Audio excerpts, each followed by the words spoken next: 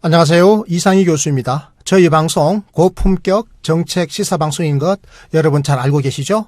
네, 그렇습니다. 국민 행복의 역동적 복지 효과로 가는 길 함께 열어가는 본격 정책 시사 방송입니다. 오늘은요, 여러분 발달 장애 이슈를 저희들이 좀 다뤄보도록 하겠습니다. 먼저 나와주신 분 소개해 드리겠는데요. 발달 장애 자녀를 두신 어머니입니다. 중증 장애인을 자녀로 둔 부모는 어떤 식으로든 복지운동가 내지는 투사가 되는 것 같습니다. 오늘 나와주신 김신혜 님도 이런 경우에 속하는데요. 정말 열심히 사회적 약자의 복지 정진을 위해서 그리고 복지국가 대한민국을 위해서 노력하고 계시는 분입니다. 또 아울러서 복지국가 소사이어티 정책위원이신데요. 김신혜 위원님 자기소개 부탁드리겠습니다. 네, 안녕하십니까. 복지국가 소사이어티 정책위원 김신혜입니다. 저는 2001년 큰아이가 바이러스성 뇌염에 걸려서 혼수 상태로 2년간 투병을 하고 이후에 중증 장애인이 되었습니다. 당시 월 1,000만 원 정도의 병원비가 청구되면서 우리나라 복지 제도와 건강보험에 대한 의문점을 갖게 되었고 구조적인 문제를 해결해야 함을 알게 되었습니다. 퇴원 이후에 복지 공부를 하면서 장애인 교육 운동에 참여를 하게 되었고 이후 경상북도 장애인 부모회 창립 발기인으로 참여하고 또 전국 장애인 부모연대 설립에도 참여하였습니다. 현재 경북 장애인 부모회장 또 전국 장애인 부모연대 부회장으로 활동을 하고 있습니다. 네, 경북 장애인 부모회장님을 맡고 계신데 그러면 경북 장애인 부모회는 포항에 있는 것 아닙니까? 그럼 포항도 왔다 갔다 하시겠네요. 네. 아, 네. 아주 고생이 많으시겠습니다. 그리고 전국 장애인 부모연대 부회장을 맡고 계신다고 하셨는데, 이거는 지금 사무실이 서울에 있는 거죠? 네. 아, 네. 그럼 또 서울도 왔다 갔다 하셔야 되고. 그렇죠. 전국을 종횡무진 누비시는 거군요, 그러니까. 그렇죠. 지금, 네. 지금 이 생활을 몇 년째 하신 겁니까? 지금 이 생활을 제가 15년 하고 있고요. 15년. 네. 네. 정말 대단하십니다. 네. 지금 그 따님이시죠? 네. 따님이 이제 중증 장애를 갖고 계신데, 지금 20살 넘었죠? 지금 원래 23살이죠. 23살인데 15년 동안 지금 투쟁을 하고 네. 계시고 네, 네. 그 사이에 좀 많이 바뀌었습니까? 달라졌습니까? 아, 달라진 게 없는 것 같습니다. 세상은- 피부에 와닿는 거 없습니다. 세상은 크게 달라지지 않았다. 네. 정권도 바뀌었고 민주정부가 들어섰음에도 불구하고 네. 발달장애 부모로서 느끼는 점은 크게 달라진 건 없는 것 같다. 네, 네. 근데 그래도 기대는 커졌죠. 과거보다. 아, 기대는 많이 커졌죠. 민주정부가 네. 조금 다르긴 다르구나 이런 거는 사실 기대는 하는 겁니다. 네, 왜냐하면 협상이 되니까요. 아, 말이 되니까 일단은. 네. 아, 좋습니다. 네. 네, 그렇습니다. 그 발달 장애인과 그 가족의 삶이 정말 고단할 것이다라고 하는 것은 우리 뭐 국민 여러분, 이상희 TV 시청자 여러분 다들 짐작하실 수 있을 것 같은데요. 실제로 2017년에 나온 장애인 백서에 이런 모습이 나타나고 있다고 합니다. 어떻습니까? 네, 2017년 장애인 백서에 의하면 발달 장애인으로 23만 명 정도가 등록이 되어 있고 또 최근 5년간 장애인 전체 장애인 수는 감소하고 있습니다. 그렇지만 발달 장애는 연평균 2.8% 정도가 증가하는 추세를 보이고 있고 또 이제 발달 장애는 세면, 화장실 이용, 옷 입기, 벗기, 식사, 이동, 목욕, 일상생활 전체 영역 또 그 발달장애 특성을 과잉 행동이라든지 일상생활 전체 영역에서 지원이 필요하기 때문에 네. 부모들은 돌봄 과정에서 아주 큰 스트레스를 받게 됩니다. 네, 그러니까 일상생활 자체를 거의 혼자서는 못하니까요. 그렇습니다. 게다가 또 과잉 행동 같은 걸 보이고 하면 또 통제를 해야 되죠. 억제해야 되죠. 네, 네. 그러니까 참 힘들겠습니다. 그죠? 네, 네, 네. 그 이야기를 해 주신 거고요. 예. 그 부모들은 영유아기부터 시작되는 돌봄 때문에 네. 사실 이제 저희가 벌써 나이가 50, 60이 되는 전생애를 통해서 계속 매일매일 이걸 해야 되기 때문에 네. 사실 굉장히 지치게 됩니다. 지금 따님 같은 경우도 네. 지금 23살인데 몇 살 때부터 그랬다 했죠? 저희 아이가 이제 5살 5살 때니까 네. 그건 뭐 몇 년입니까? 15년이네요. 네, 거의 15년 이상이네요. 한 네. 18년. 18년. 네, 18년 동안을 지금 이렇게 해왔는데 이게 네. 언제 끝날지도 지금 모르는 거잖아요. 그렇죠. 앞으로 계속 되는 거잖아요. 네, 네, 네. 그러니까 가족들의 스트레스가 엄청나다 지금 이 말씀 네, 해주신 네, 겁니다. 네. 그래서 이런 돌봄이 사실은 굉장히 그 돌보는 사람에게 스트레스를 주고 네. 부모들이 매년 뉴스를 검색하면 자살이 나옵니다. 네. 또 이 돌봄이 형제 자매조차 부모가 없으면 형제 자매가 돌봐야 되니까 네. 형제 자매들조차 것조차 사실은 최악의 선택을 하게 되는 경우가 그렇죠. 많습니다. 뭐 네. 방임하거나 방치하는 경우도 생기고. 네. 네, 맞습니다. 네. 근데 2017년도에 이루어진 장애인 실태 조사에 따르면 그 장애인들의 특히 이게 중증 장애인들의 네. 일상생활에 도움을 주는 사람으로 부모와 가족이 무려 82%를 차지하고 있고 공적 돌봄 서비스를 제공하는 활동 지원사는 불과 14%였다고 합니다. 네. 이런 상황이 실제로 아직까지도 이렇습니까? 네, 그렇습니다. 실제로 이렇습니까? 예, 아, 예. 네. 실태조사에서 15개 장애 유형 중에 뇌병변 장애와 자폐성 장애가 돌봄 부담이 가장 높은 것으로 나타났는데요. 그 이유가 자폐성 장애의 경우에는 행동 특성이 크고 네. 자해, 타해하는 행동이 있기 때문에 네. 지원하려는 활동 지원사가 잘 없습니다. 그러니까 활동 지원사가 네. 이렇게 중증 장애인들을 돌보는 게 너무 힘드니까 내가 이 일을 하겠습니다라고 나서질 않는다 이 말씀이죠. 그렇죠. 그러니까 사람 구하기가 어렵다 이 말이네요. 네, 그렇습니다. 네, 네. 특히 농어촌에는 활동 지원 인력 자체가 없고 또 뇌병변 장애는 한 명의 활동 지원사가 지원하기에는 육체적 부담이 매우 크기 때문에 구인 자체가 어렵습니다. 네, 특히 이제 나이가 들고 특히 네. 남자 아이의 경우에는 더 덩치가 크잖아요. 그렇죠. 그건 무겁고 힘드니까 네. 활동 지원사들이 이 일을 기피하는 거군요. 네. 아, 네. 그러니까 이제 말씀하신 것처럼 활동 지원이라는 공적 돌봄 서비스가 있는데 아직도 이러냐 하니까 이런 상황이고 네. 또 실제로 제공되는 시간이 월 90시간인데 그걸로 나누면 하루에 한 4시간, 5시간 정도밖에 안 되기 때문에 남은 시간은 전적으로 부모가 돌봐야 네. 됩니다. 정말 너무 잔인하다는 생각이 옆에 드는데요. 네. 24시간을 돌봐야 되는데 공적 방식으로 국가와 사회가 도와주는 것은 고작 하루에 4시간, 5시간이다. 네. 그럼 나머지 19시간, 20시간은 부모가 또 다 돌봐야 되는 이런 그렇죠. 상황이네요. 네, 네. 자, 이제 방금 우리 김신혜 위원님께서 두 가지 질병명을 언급해 주셨습니다. 하나가 뇌병변 장애라는 거고요. 하나가 자폐증인데 네. 이건 의사인 제가 잠시 네. 부연 설명을 해드리겠습니다. 네, 뇌병변 장애는 이제 뇌성마비 같은 겁니다. 뇌에 기질적인 병변이 생겨가지고 신체적으로 장애가 생기는 걸 말하는 거고요. 자폐증이라고 하는 것은 보통 3살 이전에 언어 표현이라든지 이해 혹은 아니면 애착 행동에 문제가 생기거나 놀이에 대한 관심이 저조해지는 이런 양상으로 나타나는데요. 보통은 뭐 사회 기술이나 언어, 의사소통의 발달이 지연되거나 보통 일반적이지 않은 기능을 보이는 그런 발달 장애를 우리가 자폐증 이렇게 이야기하는 겁니다. 제가 이제 도움의 말씀을 드렸으니까 네. 위원님 계속 말씀해 주시죠. 네, 그 앞서 말한 대로 발달 장애와 뇌병변 장애를 중복으로 갖고 있는 장애인 가족의 경우가 돌봄이 가장 과중한 것으로 확인되었습니다. 네, 그러니까 발달 장애와 뇌병변 장애를 다 가지고 있는 경우가 중복 장애 아니겠습니까? 그렇죠. 네. 지금 따님이 이런 경우입니까? 네, 그렇습니다. 아, 정말 네. 힘드시겠어요. 네, 네.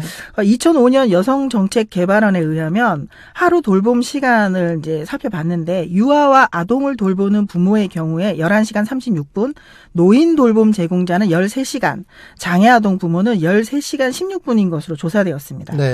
유아와 아동의 경우에는 성장하면서 돌봄 시간이 줄어들지만 발달장애의 경우에는 평생 동안 돌봄을 제공해야 되기 때문에 그렇죠. 부모나 가족들이 현실적으로 매우 피곤하다고 볼 수 있습니다. 네, 극한의 스트레스에 이제 노출되고 있는 거죠. 예. 네. 발달장애인 부모들은 정부와 국회에 발달장애인의 기본적인 삶을 좀 책임져야 된다라고 요구했고, 그러니까 이제 가족과 네. 그 부모의 혼자 힘으로는 도무지 이제 감당이 안 되니까 국가와 사회가 나서가지고 제도적으로 좀 도와달라 이렇게 막 호소한 네, 거군요. 네.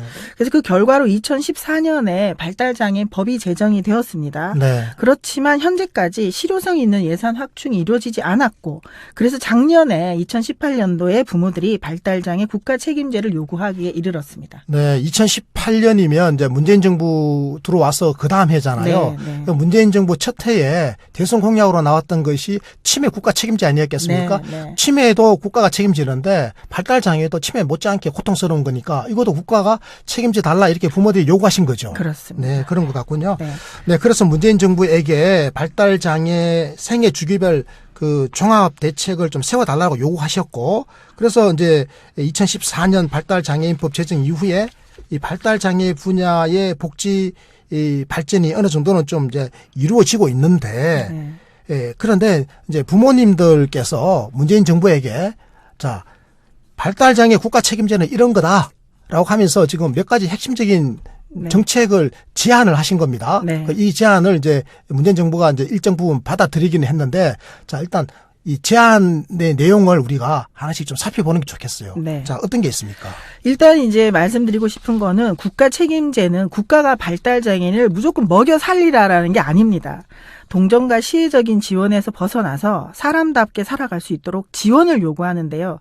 발달장애 국가 책임제의 주요 내용 중에 첫 번째는 성인 장애인에게 의미 있는 낮활동 지원이 필요하다는 것입니다. 네, 성인 장애인이면 이제 20살 넘어서 하루 종일 집에서 혼자 있을 거 아니겠어요? 네. 이 친구에게 네. 낮 시간에 어디 나가서 뭔가 할 수 있도록 좀 배려해달라. 그러니까 의미 있는 낮 활동에 대한 지원을 해달라. 네. 지금 이것을 장애인의 부모들이 정부와 사회에 공식적으로 지금 요구를 한 거잖아요. 네. 구체적으로 어떤 내용입니까? 일단 이제 말씀하신 것처럼 학교를 졸업한 후에 갈 곳이 없어요. 네. 그러니까 집에만 있고 또 집에서 텔레비전만 보게 되고 그렇게 되면 또 일부는 가정에서 방임이나 방치가 일어나는 거죠. 그렇죠. 또 일부 운이 좋은 장애인들은 보호시설에서 낮 동안 이렇게 서비스를 받기도 합니다만 네. 시설에서 보호를 받으면서 살아가야 된다고 하면 이것이 또 행복일까 이런 의문이 드는 거는 사실입니다. 네. 네. 뭐 그것도 역시 방임이나 방치에 가까운 것 아니겠습니까? 네. 의미 있는 활동을 하고 살아야 되는 거지 않겠습니까? 그래서 장애인도 목적 있는 활동에 참여하고 싶어 하는 거죠.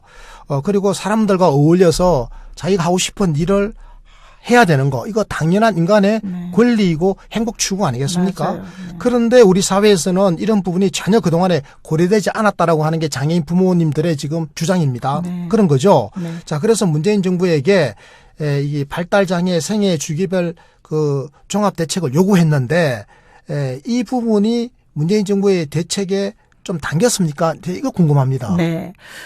장애인에게 지역사회의 공공 민간기관을 이용해서 취미, 교육, 체육 같은 의미 있는 활동을 할 수 있도록 주간 활동 지원 서비스가 올해 시행됩니다. 네, 그러니까 장애인들에게 뭔가 이렇게 지금 의미 있는 활동을 할 수 있도록 주간이라 하면 낮 시간이잖아요. 네. 낮 시간에 활동이니까 낮 활동. 그러니까 이게 지금 부모님들이 요구하신 거에 대한 기본적인 개념은 정부가 일단 받아들인 거네요. 그렇습니다. 이건 좀 잘 된 거 아닙니까? 네, 네. 저희는 매우 획기적이고 사실 바람직한 서비스라고 평가합니다. 어떻게 투사께서 네. 정부의 일을 획기적이고 바람직하다고 일단 칭찬해 주셨습니다. 네, 네, 네. 아, 네, 좋습니다. 여기까지는 좋아요. 네. 네.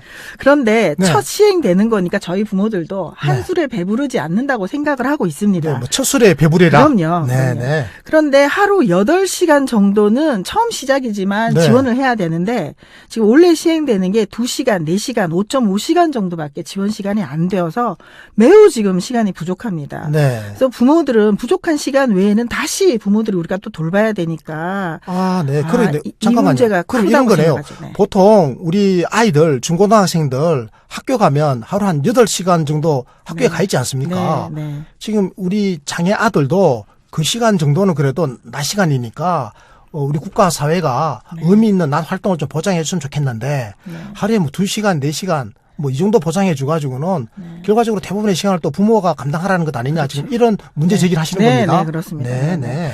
네, 지금 복지부는 사실 이제 사업이 시작되는 것만 해도 뭐 좋다 이렇게 생각하지만 저희는 지금 굉장히 적은 숫자가 이 사업에 참여하기 때문에 8시간은 네. 보장해줘야 된다라는 것이 가장 중요하게 저희가 쟁점으로 내놓고 있고 네. 또 복지부는 어쨌든 최선을 다해서 사업 확대를 위해서 예비 타당성 조사도 하고 네. 또 국회에서도 뭔가 심의된 내용보다 실제 사업이 늘어났지 않느냐라는 이유 해가지고 좀 당장 시간을 늘리기는 어렵다라고 지금 말하고 있습니다. 네. 첫 술에 배부르겠냐. 일단은 네. 2시간, 4시간이라도 해보고 네. 차츰차츰 좀 늘려나가자. 지금 네. 이런 입장이 네. 이제 정부인데요. 정부는 원래 그렇습니다. 늘 그렇게 하려고 해요.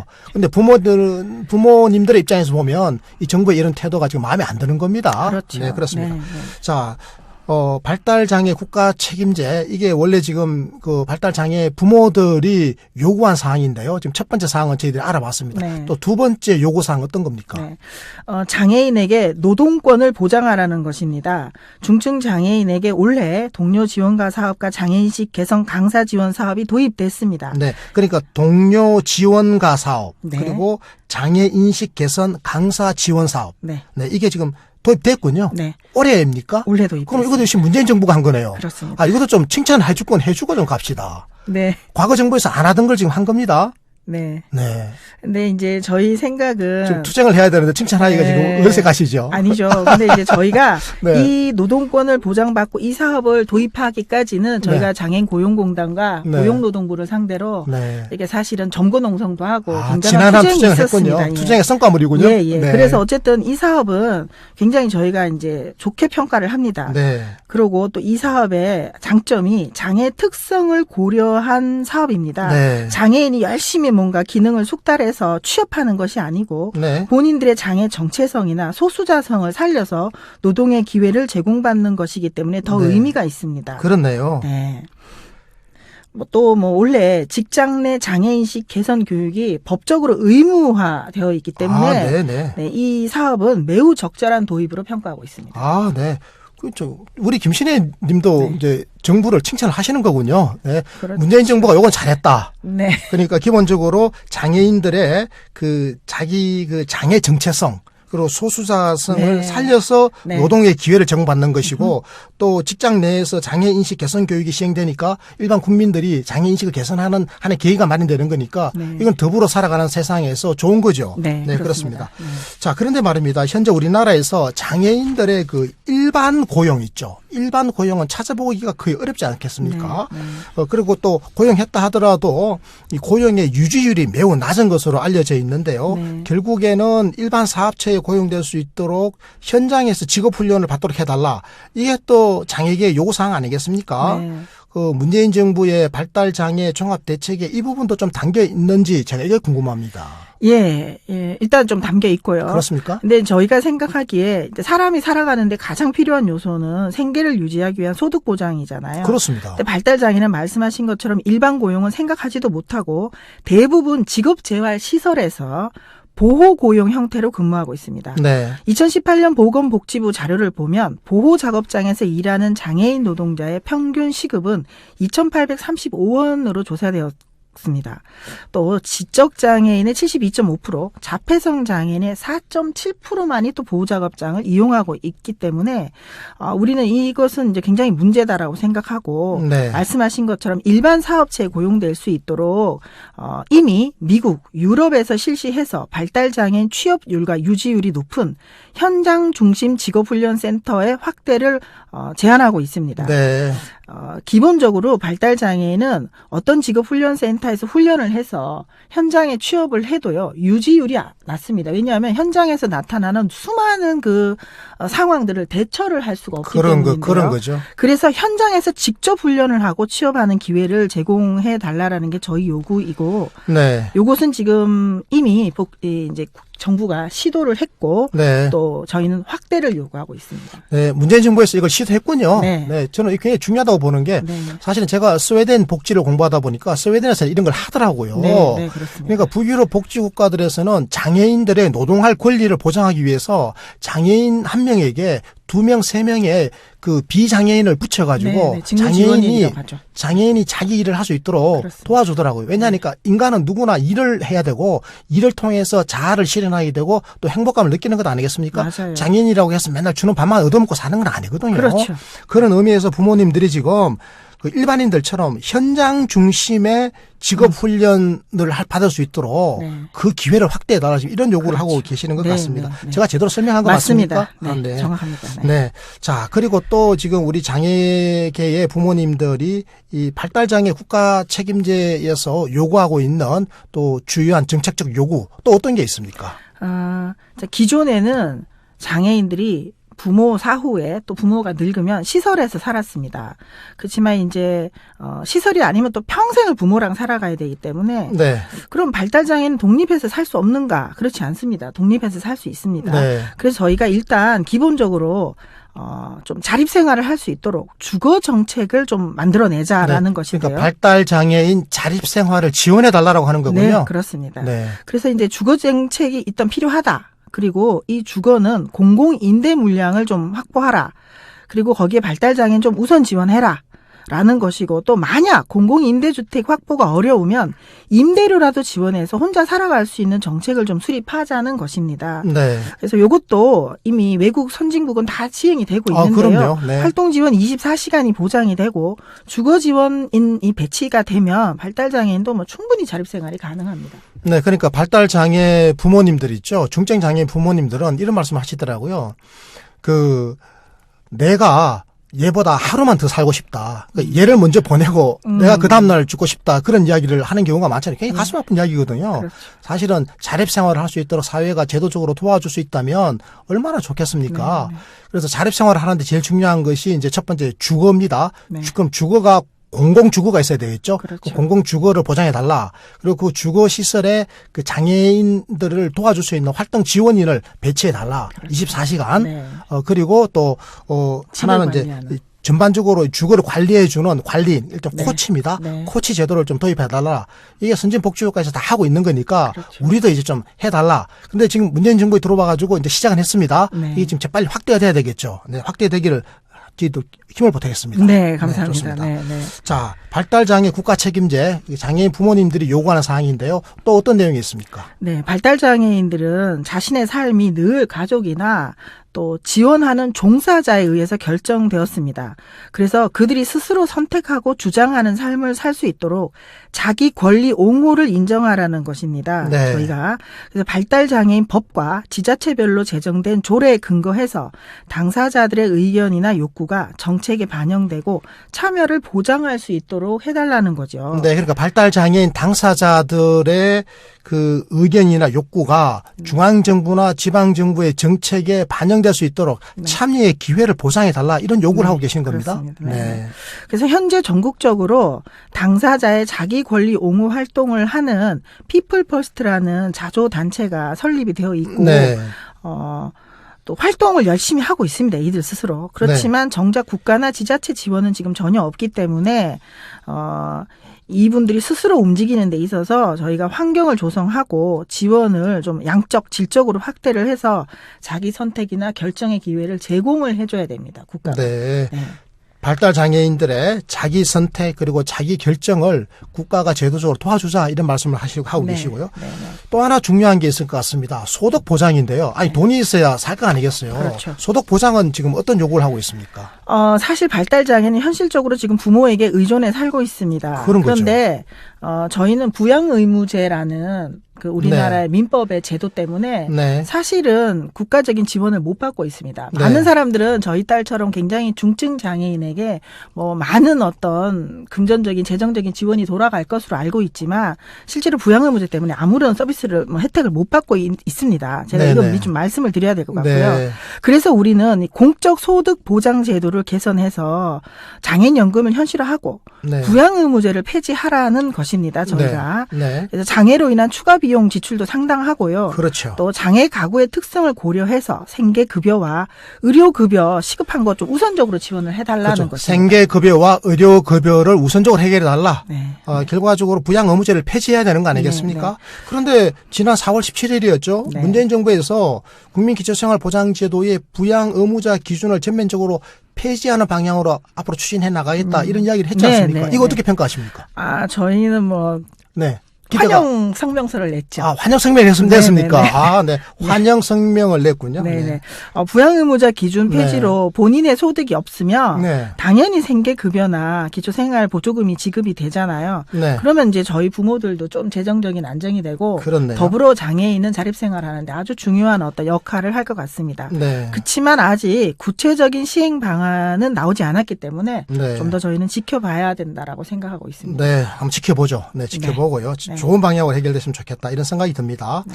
자, 그리고 이 발달장애인 부모단체가 제기한 이 발달장애 국가 책임제의 여러 가지 정책들이 있는데 그 중에서 중증, 중복 장애인을 위한 각종 시책들도 있더라고요. 네. 예를 들어가지고 뭐 보조기구를 지원해달라.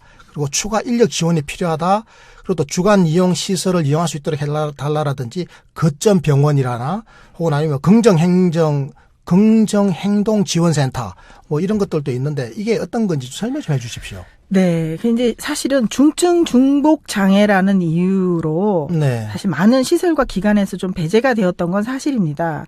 왜냐하면 이 중증 중복 장애인을 돌볼 때 네. 뭐 사회복지 시설 기관에서는 1대1의 서비스가 사실 불가능하기 때문이죠. 네. 또 발달장애 특성상 집착 행동이라든지 자해라든지 반응 행동이 굉장히 드라마틱하게 나타나는 경우에 사회복지사들이 이렇게 많은 그 장애인을 돌봐야 되는 시스템에서 한 명만 집중적으로 볼 수가 없는 거죠. 네. 그러니까 그래서 막 입소를 거부하는 일도 벌어지고 그러는 거죠. 예, 네. 실제로 그게 뭐 너무나 많습니다. 아, 그래서 네. 저희 생각에는 일손이 부족하다는 현실적인 어려움이 있긴 하지만 언제까지 중증이라는 이유로 또 행동이 과하다는 이유로 배제하느냐라는 거 있고 이것을 보완하기 위해서 저희가 보조기구 지원이라든지 추가 인력 지원이라든지 또 거점 병원 행동지원센터 이런 거를 좀 요구하고 있는 거죠. 네. 그 장애인 가족 지원센터 있지 않습니까? 이게 네. 지금 있죠. 네, 있습니다. 이걸 좀 더 확대하자라고 하는 주장도 지금 하고 계시는데요. 네. 그리고 또 발달 재활 서비스 네. 이 분야에 대한 예산도 좀 더 늘려달라 이런 네. 요구도 하고 계시는데 이 부분은 어떻습니까?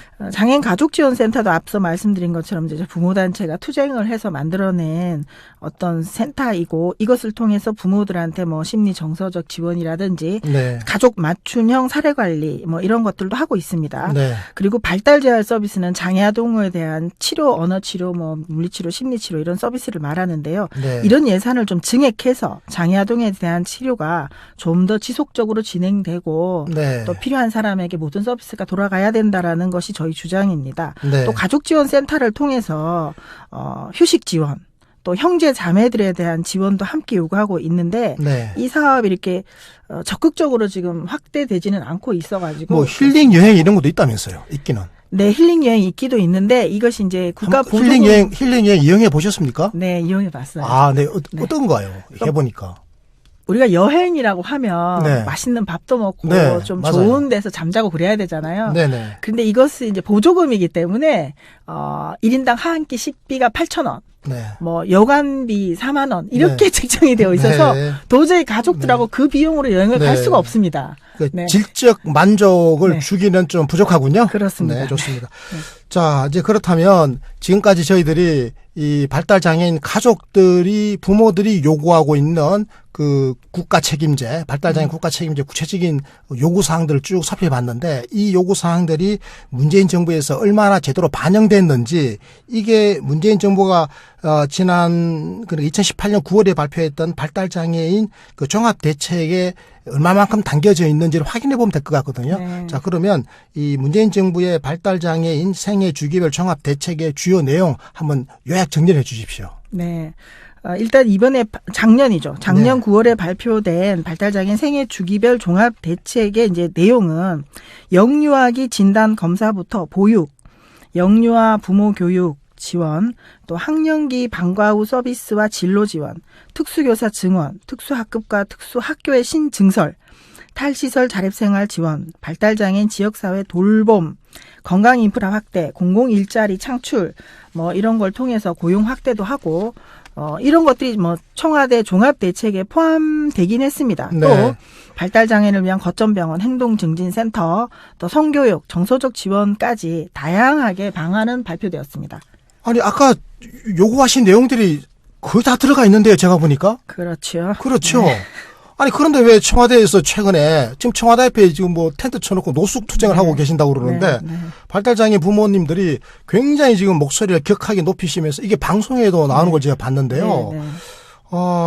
그러니까 이게 지금 부모님들의 기대에는 아직까지 문재인 정부의 발달장애 종합대책이 기대에 못 미치시는 거죠. 네. 자, 구체적으로 어떤 지적을 좀 해주시겠습니까? 일단 이제 발표된 종합 대책 중에서 자립 생활을 위한 소득 보장, 네. 또 주거 지원 대책, 법적 권리의 보장, 중증 중복 장애인에 대한 지원, 농어촌 장애인에 대한 지원, 노령화에 대한 대책, 인권 침해 문제, 뭐 이런 것들에 대한 구체적인 지원 방안은 사실 전혀 마련되지 않았습니다. 포함되지 않았습니다. 그렇군요. 정작 중요한 거는 네. 제대로 아직 대책이 네. 없네요. 네네. 지금 아직은 선언 단계다 이렇게 보시는 거군요. 그렇습니다. 선언 단계에 머무르고 뭐 아주 초기적인 시범사업 수준에 머물러 버리면 네. 이게 뭐 어느 세월에 제대로 복지가 확대되겠나 이런 부모님들의 어떤 그 우려가 지금 최근에 투쟁으로 나타난 거다 이렇게 네. 이해도 되겠죠. 예, 예, 예. 네. 그런데 말이죠. 그 2017년에 발달장애 전체 예산이 85억 원이었다고 그래요. 네. 그런데 이게 그 올해 말이죠. 의미 있는 장애인들의 그 나토 활동이지 않습니까? 발달장애 그 의미 있는 나토 활동 한 사업에만 191억 원이 확보됐다고 하거든요. 네. 전체적으로 85억 원이던 것이 한 사업에만 191억 원의 예산이 확보됐다고 하면 이건 좀 성과가 크게 있는 것 아닌가 이런 생각이 들기도 하는데 어떻게 보십니까? 이 부분은. 네. 인정 안 하는 겁니까? 인정합니다. 인정을 하는데 네, 그죠? 네, 네. 일단 이 낮 활동 의미 네. 있는 낮 활동 서비스를 우리가 주간 활동 지원 서비스라고 하는데요. 그렇죠. 주간이 네, 낮 시간이니까요. 네. 주간 활동 지원 서비스. 네. 네네. 이 사업은 지난 3년간의 시범 사업을 거쳐서 드디어 올해 이제 정식으로 실시가 됩니다. 네. 근데 이 주간 활동 지원 서비스는 올해 2,500명을 사업 대상으로 삼고 있는데 이는 발달 장애인 중에 1.5%에 불과한 것입니다. 그러니까 전체 발달 장애인의 단지 1.5%만을 지금 대상으로 시행되는 사업이군요. 그렇죠. 그러니까 부모님들이 보시기에는 이게 코끼리에게 비스케 주는 거군요. 그렇죠. 네. 네. 그렇군요. 또 하루에 지원되는 활동 지원 시간이 4시간에 불과하기 때문에 우리 피부에는 도저히 와닿지 않는 겁니다. 이게 지금. 그러니까 주간 활동 지원을 하는데 네. 하루 4시간만 머물 수 있으니까 이거 가지고는 안 되겠다. 네, 네. 한 8시간 달라? 그렇죠. 8시간이 기본 돼야 됩니다. 네. 또 이제 가장 크게 문제가 되는 거는 이 사업에 참여하면 개인 활동 지원 급여가 그러니까 활동 보조 서비스. 활동 보조가 하루에 한 5시간 나온다면서요? 네, 그거를 삭감되도록 지금 설계하고 그걸 또 있어서. 삭감합니까? 네. 좀 뺏을 걸 뺏어야지. 어떻게 그걸 그러니까. 또 삭감합니까? 그게 지금 가장 큰 문제입니다. 그러니까 지금 예. 주간 활동을 만약에 하루에 뭐 4시간 보내면 네. 하루에 5시간 주던 네. 그 활동 지원 서비스를 반토막 낸다는 거 아닙니까? 네, 이건 그렇죠. 좀 너무하는데요, 이거는. 네, 네. 도저히 이해가 안 됩니다. 일단. 저도 이해가 잘 안 되는데요, 지금. 네. 그래서 발달장애 국가 책임을 도입을 요구했던 우리 이제 부모연대는 네. 보건복지부 지침과 시행 과정에 대해서 사실 굉장하게 크게 반발하고 있고 네. 지금 지속적으로 협의를 요구하고 있으나 네. 이게 지금 굉장히 이제 안 되고 있는 중인 거죠. 네. 지금 난항을 겪고 있군요. 네, 저희는 네. 지금 이 문제를 매우 심각한 사안으로 지금 판단하고 있고 네. 활동 지원 24시간을 보장하지도 않으면서 네. 개인 활동 보조 시간을 삭감한다라는 것은 받아들이기 어려운 제안입니다. 24시간도 아니고 예. 하루에 5시간 주고 있으면서 네, 네. 그것도 삭감하겠다고 하니까 네. 지금 화가 나신 겁니다. 그렇죠. 그래서 지금 청와대 앞에다가 지금 텐트를 치고 노숙투쟁하고 계시는 거군요. 그렇죠. 근데 충분히 뭐 이해가 네. 간다 이렇게 네. 말씀을 드릴 수 있겠는데요. 네. 자, 김신혜 위원님 이제 방송 정리할 시간이니까요. 이제 마무리 말씀 좀 해주십시오. 아무튼 발달 장애인이란 이유로 네. 그 가족이 평생 돌봄을 책임져야 한다는 것이 어떤 의미인지는 좀 알아야 됩니다. 발달 장애인이나 가족이 되는 순간 누구 한 명은 직장 생활이나 여가 생활, 가족 행사, 일체의 사회생활을 포기해야 됩니다. 우리 집만 해도 작년에 이제 고3 작은 아이까지 엄마 아빠가 외출을 했을 때 언니를 돌봐야 되기 때문에 야간 자율학습을 못하고 집에 와서 있었던 경우가 사실 많습니다. 이것이 지금 우리 일상입니다. 이런 문제들이 단지 당사자나 그 가족, 개인의 문제가 아니고 사회적인 문제임을 인식하고 이에 대해서 정책적 대응의 필요성에 대해서 저희는 좀 시민의 공감대를 얻고 싶고 형성해야 된다라고 좀 생각을 하고 있습니다. 그래서 제가 오늘 꼭 말씀드리고 싶은 거는 발달장애인도 인간으로서 존엄한 가치를 좀 존중받을 수 있도록 우리 사회가 보장을 해야 되고 더불어서 그들의 삶도 우리 사회에서 좀 빛나는 존재가 돼야 된다. 네, 그렇게 좀 꼭 말씀을 드리고 싶습니다. 네. 네, 여러분 어떻게 보셨습니까?